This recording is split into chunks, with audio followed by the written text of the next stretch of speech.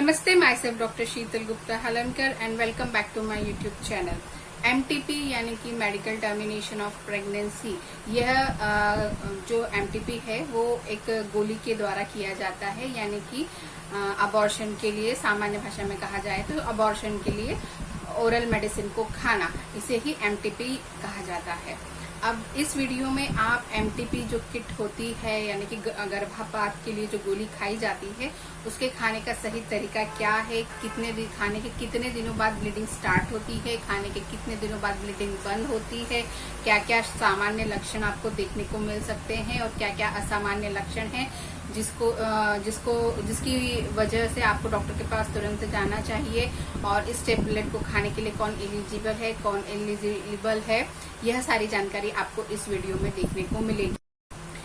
यह video MTP को किसी भी रूप में बढ़ावा नहीं देता है, और इस वीडियो का उद्देश्य जन सामान्य में जो MTP या इस गोली को लेके जो भ्रम रहता है और मिथ्स रहते हैं, उनको दूर करने के लिए बनाया जा रहा है।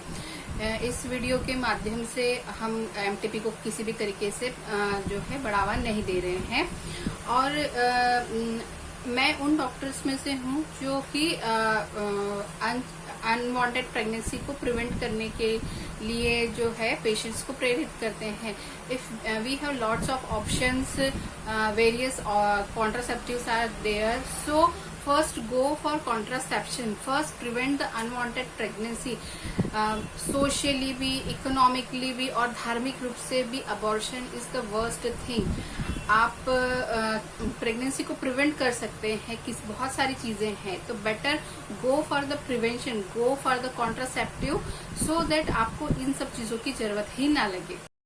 तो पहला प्रश्न ये आता है कि कितने वीक तक की प्रेगनेंसी को हम इस मेडिसिन से इजीली अबॉर्ट कर सकते हैं। 7 से 10 वीक तक की प्रेगनेंसी को आप इस मेडिसिन से इजीली अबॉर्ट कर सकते हैं। 10 वीक से ज्यादा की परमिशन गवर्नमेंट या MTP एक्ट नहीं देता है। अगर 10 वीक से ऊपर की प्रेगनेंसी है तो आपको DNC के थ्रू ही अबॉर्शन करना पड़ेगा।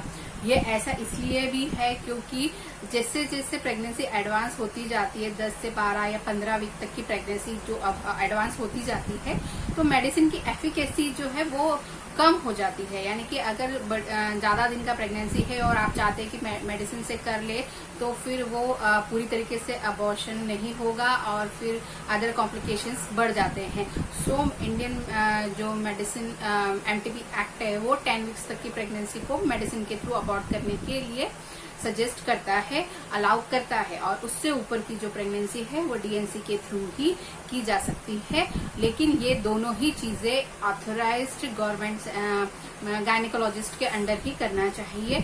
आप ओवर द काउंटर या GPs के थ्रू नहीं करना चाहिए। Now, second question is who is eligible for this tablet? कौन लोग इस टैबलेट के लिए एलिजिबल है, किन्हें ये टैबलेट नहीं लेनी चाहिए। तो सबसे पहले क्या है कि मैंने जो देखा है कि लोग जो है वो इसका जो प्रोटोकॉल है, डॉक्टर्स को तो पता है और डॉक्टर्स बताते भी हैं, लेकिन पेशेंट फॉलो नहीं करते हैं। कभी भी टैबलेट खाने के पहले एक सोनोग्राफी बहुत जरूरी होती है to see the size of the pregnancy, और कितने वीक की प्रेगनेंसी है उसको देखने के लिए सोनोग्राफी बहुत जरूरी है। पर लोग वो फॉलो ही नहीं करते हैं। मैक्सिमम डॉक्टर एडवाइस करते हैं, लेकिन पेशेंट सोनोग्राफी को रिफ्यूज करते हैं और बोलते हैं आप डायरेक्ट गोली दे दो, हमें मालूम है, हमारा पीरियड फिक्स था, इसी तारीख को आया था, इसी तारीख को है, आप दे दीजिए। बट ये सबसे गलत प्रैक्टिस है। अगर एक्टोपिक प्रेगनेंसी है तो it can create many complication. Ectopic pregnancy यानी कि आपकी जो प्रेगनेंसी है वो यूट्रस में ना होके ट्यूब में है या ओवेरी में है या कहीं और है, तो इस केस में अगर आप MTP पिल लेते हैं तो बहुत सारे कॉम्प्लिकेशंस क्रिएट हो सकते हैं। तो safest thing is go for a sonography before the taking this tablet. अगर आप लॉन्ग टाइम कॉर्टिकोस्टेरॉइड्स या किसी स्टेरॉइडल टैबलेट पे है तो आप तब भी आपको ये टैबलेट नहीं खानी चाहिए। अगर हीमोग्लोबिन की काफी कमी है आपको, तो भी ये टैबलेट नहीं लेनी चाहिए। फिर आप अगर किसी जेनेटिक डिसीज से पीड़ित है तो डॉक्टर को जरूर बताएं, और उस कंडीशन में ये टैबलेट नहीं दी जा सकती है। फिर सोनोग्राफी इसीलिए भी जरूरी है कि कई बार एबनॉर्मल प्रेगनेंसी होती है जिसे हम मोलार प्रेगनेंसी कहते हैं, जिसमें अंगूर के गुच्छे की तरह गर्भ और प्लेसेंटा बन जाता है। तो उस कंडीशन में उस कॉम्प्लिकेटेड प्रेगनेंसी को भी एमटीपी के द्वारा हम अबॉर्ट नहीं कर सकते हैं। फिर अगर आप डायबिटिक है, हाइपरटेंसिव है, तो ये चीजें डॉक्टर को जरूर बताएं। इसके अलावा अगर लीवर, किडनी और हार्ट की डिसीज से आप पीड़ित है तो भी आप एमटीपी जो टैबलेट है वो नहीं ले सकते। फिर आप लॉन्ग टर्म से किसी एंटी क्लॉटिंग मेडिसिन यानी कि खून का थक्का नहीं जमने देने वाली दवाइयां जैसे वारफरिन वगैरह ले रहे हैं तो भी आपको डॉक्टर को इन्फॉर्म करना चाहिए और आप ये मेडिसिन नहीं ले सकते। Then last and most important thing, अगर आपको आईयूडी यानी कि कॉपर टी लगी हुई है और कई बार ऐसा देखा गया कि कॉपर टी खसक जाती है या अपनी जगह छोड़ देती है, तो इस केस में प्रेगनेंसी ठहर जाती है। तो उस केस में आप टैबलेट नहीं ले सकते हैं। देन आपको गायनेकोलॉजिस्ट के पास जाके पहले कॉपर टी निकालनी होती है। देन कॉपर टी निकालने के बाद ही आप इस गोली का सेवन कर सकते हैं। अब देखते हैं कि इस गोली का सेवन कैसे किया जाए। तो जनरली जो ये किट होती है वो 5 गोलियों की किट होती है, जिसमें कि एक मिफेप्रिस्टोन आगे की तरफ की एक गोली रहती है और 4 जो रहती है वो मीजोप्रिस्टोन करके रहती है। तो फर्स्ट गोली खाने के आपको 24 से 48 घंटे के बाद दूसरी 2 गोलियों का सेवन करना होता है। तो जो फर्स्ट गोली है उसका उसे ओरली लिया जाता है और उसका लेने का तरीका ये है कि आपको वो गोली जो है अपने टंग के नीचे रख के लेनी होती है। जो बाकी की जो 2 गोली है तो कई डॉक्टर उसे कई तरीके से देते हैं, यानी कि जो पीछे की जो 4 गोलियां रहती हैं उनको 2 ओरली देके 2 पर वेजाइनल रखने के लिए दी जा सकती है। पर कई डॉक्टर्स जो है उसको चारों टैबलेट को एक साथ ओरली देना प्रेफर करते हैं। तो जो टैबलेट है उसे ज्यादातर तो है बकल कैविटी में, यानी कि टंग के आप नीचे रखें और उसको धीरे धीरे अपने आप डिजोल्व होने दे, एक एक करके या आप 2-2 करके ऐसे चारों गोली टंग के नीचे डिजोल्व होने के लिए रख सकते हैं। इससे ये होता है कि मेडिसिन का एक्शन भी फास्ट होता है और अगर किसी को आपने ओरली गोली ली और वोमिटिंग होने लगी या नोजिया हो गया तो वो गोली जो है बाहर आ जाएगी और उस केस में दवाई पूरी तरीके से एब्जॉर्ब नहीं होगी और उसकी एफिकेसी घट जाएगी और कंप्लीट अबॉर्शन नहीं हो पाएगा। तो सबसे सेफ तरीका होता है आप एक एक करके गोली को बकल कैविटी में रखें और टंग के नीचे रख के उसे डिजोल्व होने दें। अब ये गोलियां कैसे वर्क करती हैं और अगर फर्स्ट टैबलेट खाने के बाद ब्लीडिंग होने लग जाए तो क्या दूसरी 4 गोलियों का डोज खाना जरूरी होता है, ये सबसे सामान्य क्वेश्चन होता है। तो जो हमने देखा कि फर्स्ट गोली जो होती है वो मिफेप्रिस्टोन की होती है। ये एक टैबलेट है जो कि प्रोजेस्टेरोन हार्मोन को ब्लॉक कर देती है और प्रोजेस्टेरोन हार्मोन जो है वो ब्लॉक हो जाने की वजह से यूट्रस की लाइनिंग थीन होने लगती है और जो फीटस है वहां चिपका जो यूट्रस पे होता है वो अपनी जगह छोड़ देता है। तो इसीलिए कई बार स्पॉटिंग होने लगती है। बट कई 50% केसेस में फर्स्ट गोली खाने के बाद 48 घंटे तक कोई ब्लीडिंग नहीं होती है और 50% लेडीज को फर्स्ट टैबलेट खाने के बाद से ही ब्लीडिंग स्टार्ट हो जाती है। तो दोनों केस नॉर्मल है क्योंकि वो केवल अभी कंप्लीट अबॉर्शन नहीं हुआ है।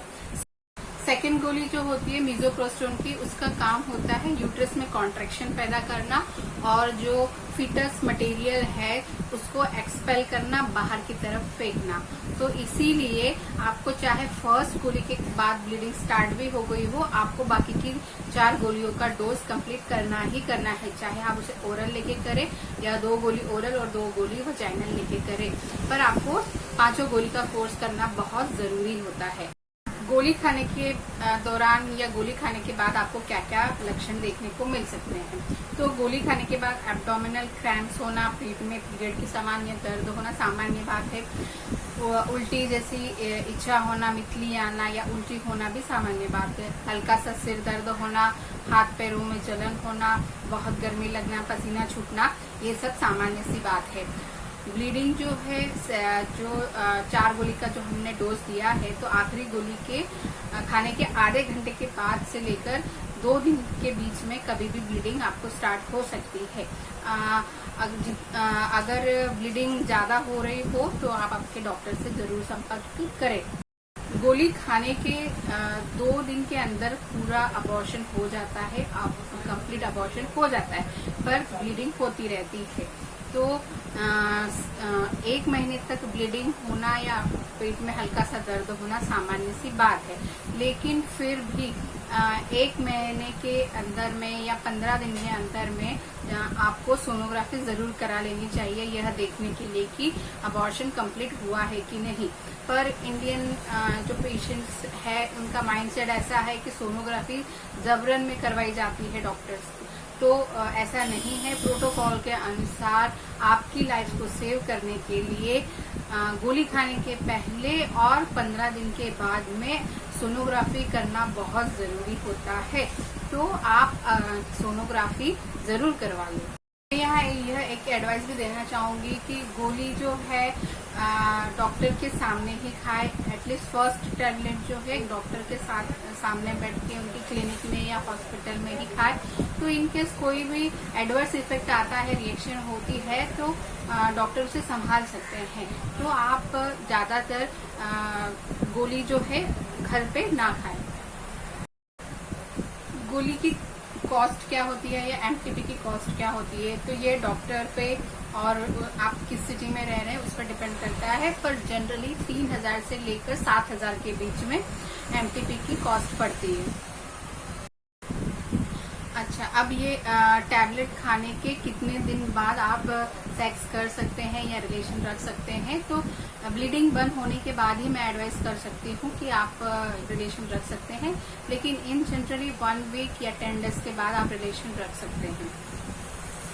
यह टैबलेट खाने के बाद अगर आप रिलेशन रखते हैं तो क्या प्रेगनेंसी रह सकती है, तो हाँ बिल्कुल रह सकती है, क्योंकि आप ओव्यूलेशन आपका चालू है।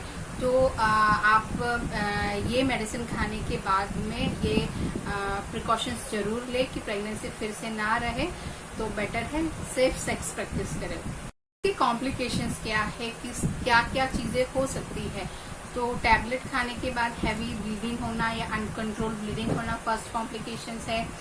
किसी क्लॉट का अंदर रह जाना और उस क्लॉट में इन्फेक्शन का हो जाना और उसकी वजह से पेट दर्द होना या पस होना, यह भी देखा जाता है। देन इनकम्प्लीट या फेल्ड अबॉर्शन के चांसेस भी बहुत होते हैं अगर प्रेगनेंसी 10 वीक से ज्यादा की है। इसीलिए कहा जाता है कि टैबलेट खाने के 15 दिन बाद सोनोग्राफी करा के जरूर देखें। इससे ये चीजें सब पता पड़ जाती है कि अगर अंदर कोई टुकड़ा रह गया है या क्लॉट रह गया है या उसमें इन्फेक्शन हो रहा है, तो ये सब चीजें सोनोग्राफी में क्लियर हो जाती है कि आपका अबॉर्शन क्लियर हुआ है या नहीं हुआ है। तो आप इस तरीके के कॉम्प्लिकेशन से बच सकते हैं। इसीलिए टैबलेट खाने के 15 दिन बाद सोनोग्राफी जरूर करवाएं। फिर एक प्रश्न यह भी पूछा जाता है कि ये गोली जो है वो खाने के बाद अगला पीरियड कब आएगा या पीरियड रेगुलर हो जाएंगे कि नहीं हो जाएंगे। तो ये गोली आपकी साइकिल को डिस्टर्ब करती है।